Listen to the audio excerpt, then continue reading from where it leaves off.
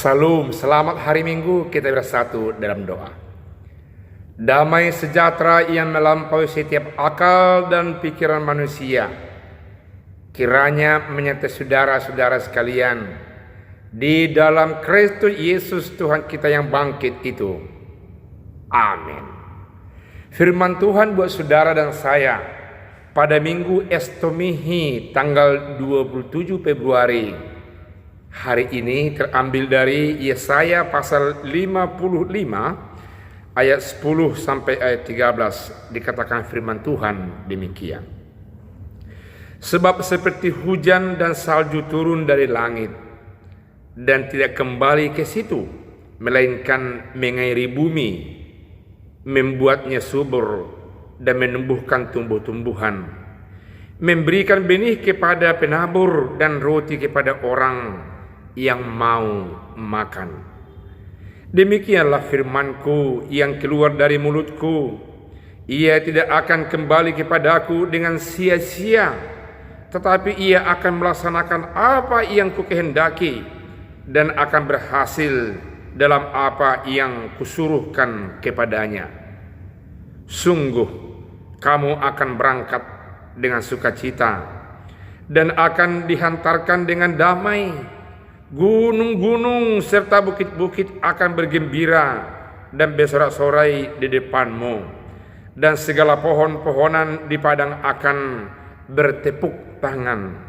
Sebagai ganti semak duri akan tumbuh pohon sanobar, dan sebagai ganti kecubung akan tumbuh pohon murat, dan itu akan menjadi sebagai kemasyhuran bagi Tuhan, sebagai tanda abadi yang tidak akan lenyap. Demikian firman Tuhan. Saudaraku yang kekasih, serba memperlihatkan sukacita, damai sejahtera, dan warna-warni firman Tuhan ini cukup mesianik, menggambarkan satu gambaran kehidupan yang penuh di tengah-tengah taman yang semerbak, yang tidak ada kekurangan dalam kehidupan bangsa pilihan Allah, dalam kehidupan saudara yang kekasih dan saya dalam nama Yesus. Mengapa sampai Allah mengatakan hal demikian? Saudaraku, perlu kita pahami bahwa bangsa Israel 70 tahun tertindas sebagai manusia yang tidak diperhitungkan di Babel oleh karena dosa-dosa mereka. Segala sesuatu kehidupan yang mereka lakukan yang baik dianggap tetap kurang bermakna. Tenaga yang begitu banyak keluar untuk membangun Babel, tapi tetap dianggap masih kurang. Dan segala sesuatu upaya yang mereka lakukan tetap mengkondisikan mereka manusia nomor 2, nomor 3, nomor 4 atau manusia. Mereka dianggap tetap orang pendatang yang kehidupannya harus di bawah kehidupan orang-orang yang ada atau orang asli, penduduk asli yang ada di Babel. Saudaraku yang kekasih, mereka ada yang bertobat, mereka ada yang sungguh-sungguh percaya kepada Allah, mereka ada yang mendengarkan janji Tuhan dan terus mengabdi, berdoa kepada Tuhan. Ternyata Tuhan mendengarkan. Kalau kita melihat dalam ayat yang ke-40 ayat 2, bahwasanya Allah sudah mengampuni dosa-dosa mereka, bahwa Allah sudah kembali menerima mereka sebagaimana layaknya, sebagaimana adanya. Dan kini pertanda Allah mengampuni bangsa itu, Allah akan membawa mereka keluar dari perbudakan Babel, pembuangan Babel. Mereka mau dibawa kembali ke tempat rumah nenek moyang mereka. Mereka akan masuk ke Yerusalem, ke bait Allah, dan mereka akan bersenang-senang. Saudaraku yang kekasih, janji itulah yang diteguhkan, janji itulah yang dikuatkan oleh firman Allah lewat pemberitaan Nabi Yesaya kepada mereka. Kalau saudara dan saya melihat dalam ayat 10 dan ayat yang ke-11, di sana diperlihatkan sesuatu firman Allah yang adalah Allah sendiri, yang tidak pernah firman-Nya kembali dengan sia-sia. Firman Allah yang sungguh-sungguh berhasil dan selalu terbentuk wujudnya dari apa yang dikatakan Allah. Sama seperti ketika penciptaan dunia ini. pada hari pertama, kedua, ketiga, keempat, sampai hari yang keenam Allah menfirmankan, maka apa yang dikatakan Allah terjadi adanya dan tidak pernah sia-sia. Itu yang diingatkan oleh Allah. Dia memberikan hujan, Dia memberikan salju, dan hujan itu tidak kembali ke langit. Hujan itu tidak menguap kembali ketika datang panas tanpa ada hasil. Semua benih akan menjadi tumbuh. Semua akan mendatangkan kesuburan.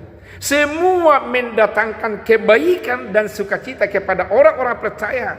Dan ini salah satu cara Tuhan lewat Nabi Yesaya mau meyakinkan umat yang sudah kehilangan harga diri, yang sudah kehilangan jati diri, yang sudah kehilangan jati iman, yang sudah kehilangan dalam kehidupannya. Mereka mau dibangun kembali iman percayanya.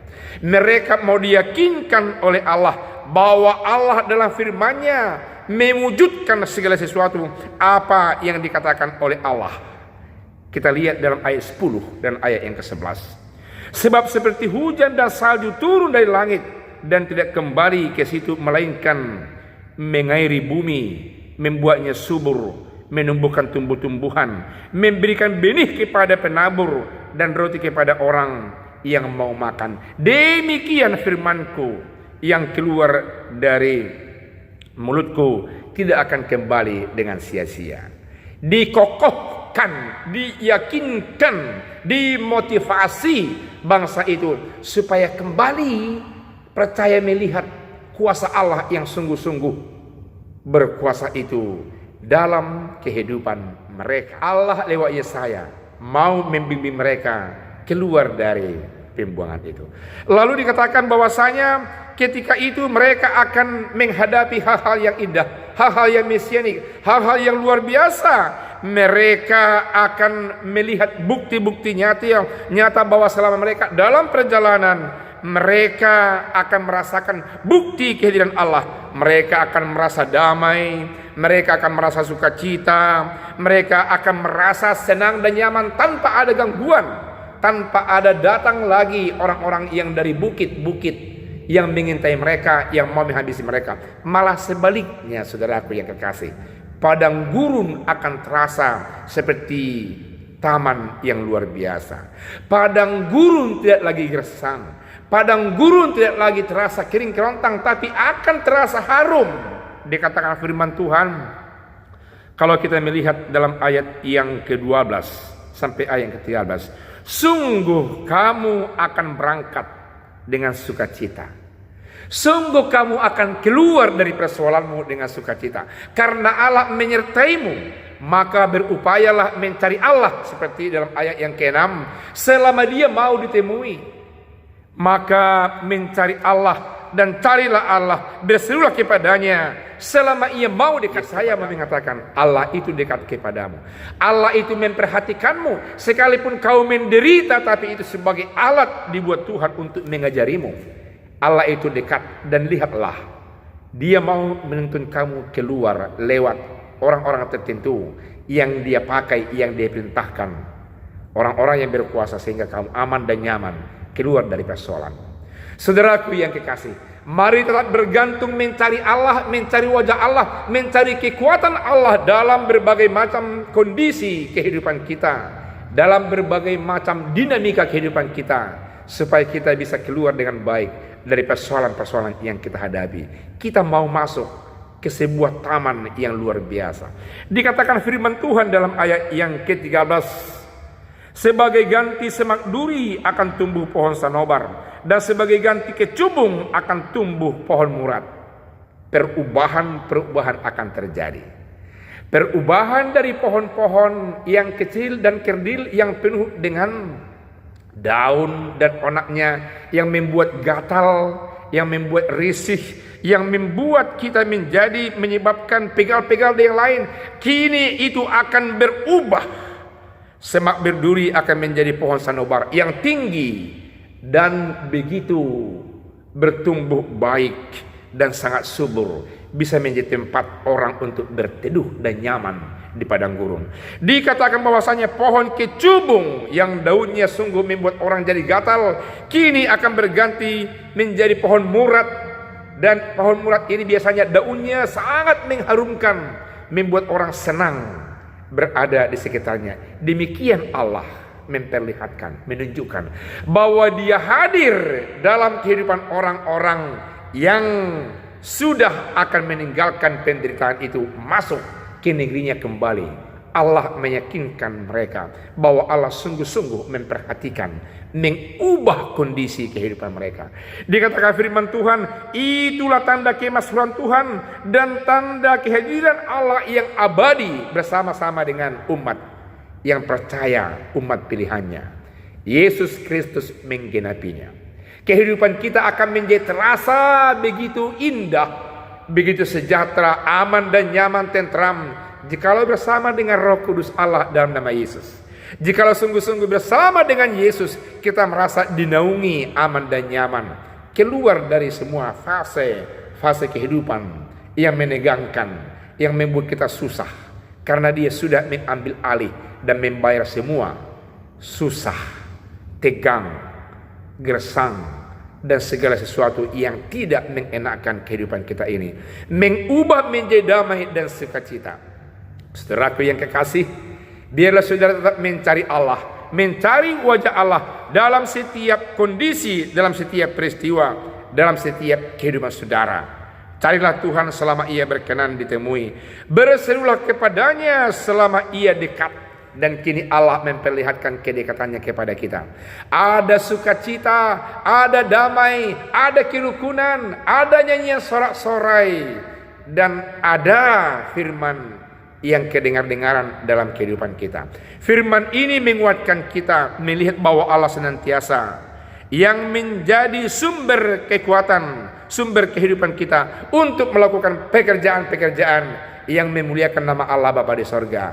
Tuhan Yesus memberkati. Amin. Kita berdoa. Terima kasih Allah yang sungguh baik. Ternyata selama kami menderita pun Engkau sertai kami. Engkau dekat bagi kami, dan kami tinggal mencari Engkau, ya Tuhan. Karena Engkau berkenan ditemui, karena Engkau berkenan memberkati kami, dan Engkau mengubah kehidupan kami, menjamin langkah kehidupan kami, menyamankan kami, memberikan sukacita, memberikan damai, hingga kami masuk dalam suasana yang penuh damai, penuh sukacita. Sebagaimana Tuhan memberkati umatnya pulang dari pembuangan kembali ke Yerusalem dengan penyertaan Tuhan. Sertai kami dengan Roh Kudus-Mu dalam setiap pergumulan kehidupan kami, keluar dan masuk kepada suasana yang indah, sehingga apapun kehidupan kami merasakan Tuhan ada bersama kami lewat bimbingan Roh Kudus-Nya. Dalam nama Yesus kami telah berdoa. Amin.